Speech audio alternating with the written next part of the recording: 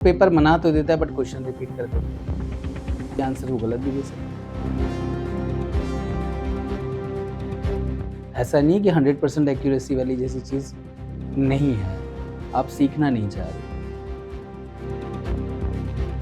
क्योंकि exam AI देने नहीं जाएगा, एग्ज़ाम आपको देने जाना है। ये एआई है, ये आपका ब्रेन पढ़ता है, आप अगर थोड़ा ही कहीं इंटरेक्ट इधर-उधर गए, तो कब ये आपके 2-3 घंटे खा जाएगा आप सोच नहीं पाओगे।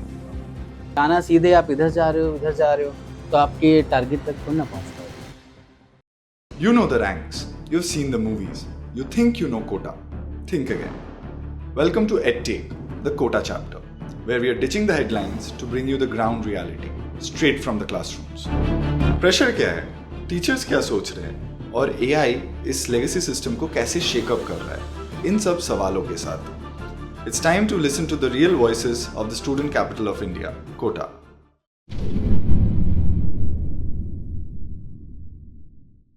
आपने जैसा मेंशन किया कि एक ह्यूमन टच की जरूरत टीचर्स का एक डेफिनेटली बिना उसके पॉसिबल नहीं है ना, क्योंकि क्या होगा कि फॉर एग्जांपल मैंने बोला कोई पेपर बना दो, तो कई बार वो पेपर बना तो देता है बट क्वेश्चन रिपीट कर देते हैं।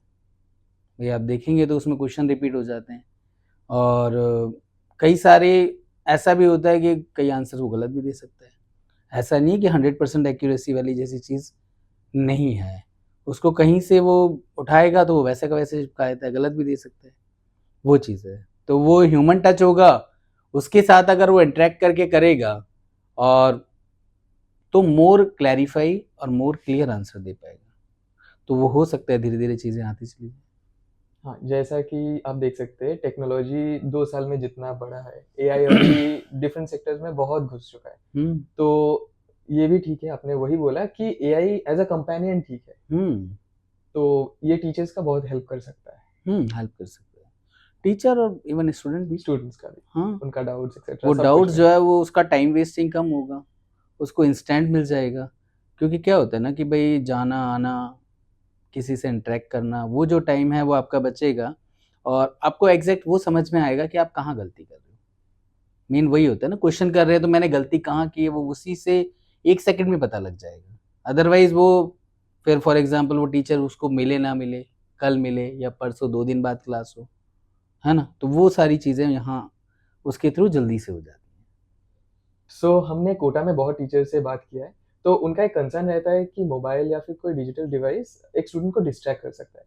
पर स्टूडेंट को एआई हेल्प भी कर रहा है, तो वो एआई को एक्सेस कोई मोबाइल डिवाइस या फिर डेस्कटॉप से ही करेगा। तो वो डिस्ट्रैक्शन भी हो सकता है। तो आप कैसे एक स्टूडेंट को गाइड करेंगे वो बैलेंस लाने के लिए कि वो डिवाइस यूज़ करके ठीक तरह से यूज़ करे? डिवाइस देखो, ठीक है, डिस्ट्रैक्शन क्या होता है ना, डिपेंड करता है आपकी मेंटल पावर पे। आप कितना मेडिकेट हो या डेडिकेट हो अपने सब्जेक्ट या उसके कंसर्न के प्रति। तो फिर क्या होगा, आप पढ़ने के बाद उसको यूज़ करें, सिर्फ क्वेश्चंस के पॉइंट ऑफ व्यू से या जो नहीं समझ में आया तब यूज़ करें। आप फ्रीक्वेंटली हर क्वेश्चन के रिगार्डिंग अगर आप उस चीज़ को यूज़ करोगे तो दैट्स नॉट गुड ना, आप सीखना नहीं चाह रहे हो। लास्ट में आप उसको यूज़ करें कि भई आपने मेहनत की, उसके बाद भी नहीं आया, तब आप उस चीज़ को यूज़ करें और एक बैलेंस बनाएँ। ऐसा नहीं है कि आप सारे टाइम ही उसको लेके बैठे हुए हैं, तो हर क्वेश्चन पे उसको स्कैन किया, फिर चालू हो गए, तो ऐसा नहीं है।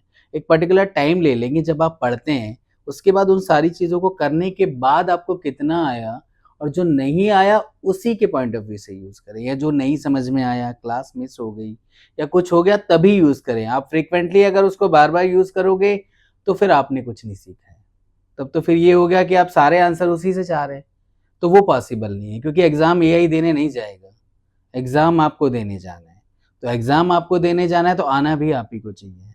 तो वो जब आपको आए कि जब पढ़ने के बाद आपके पास टाइम बचता है, उसको टाइम मिनिमाइज़ करना है तब यूज़ करें और अपने आप पे कंट्रोल रखना पड़ेगा। अगर कंट्रोल नहीं रखोगे, तो वो कब आप एआई करते-करते कुछ और डायरेक्शन, कुछ और चीज़ें देखने लग जाओगे, तो फिर वो पढ़ाई के अलावा वो आपका बहुत ज़्यादा टाइम वेस्ट करेगा।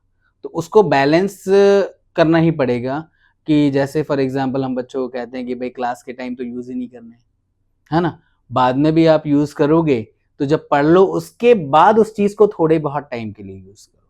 फुल टाइम यूज़ नहीं करना है ना?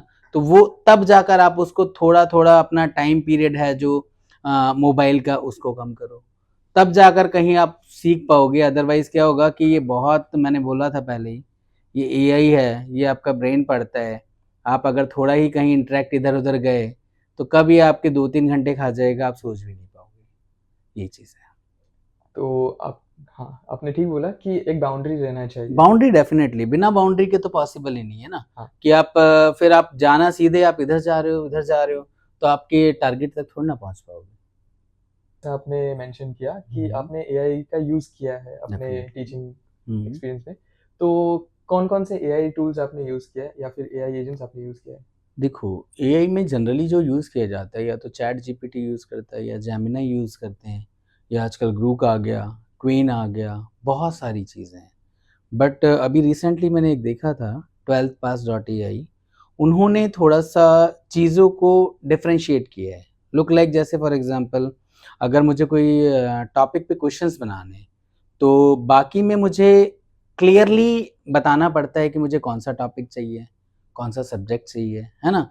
तो वो सारी चीज़ें, ये 12th पास एआई मैंने थोड़ा यूज़ करके देखा, तो उसमें क्या होता है, चैप्टर वाइज़, टॉपिक वाइज़ चीज़ें आसानी से मुझे जैसा चाहिए वैसा आसानी से अवेलेबल हो जाता है, और ईयर वाइज़ क्वेश्चन भी अवेलेबल हैं।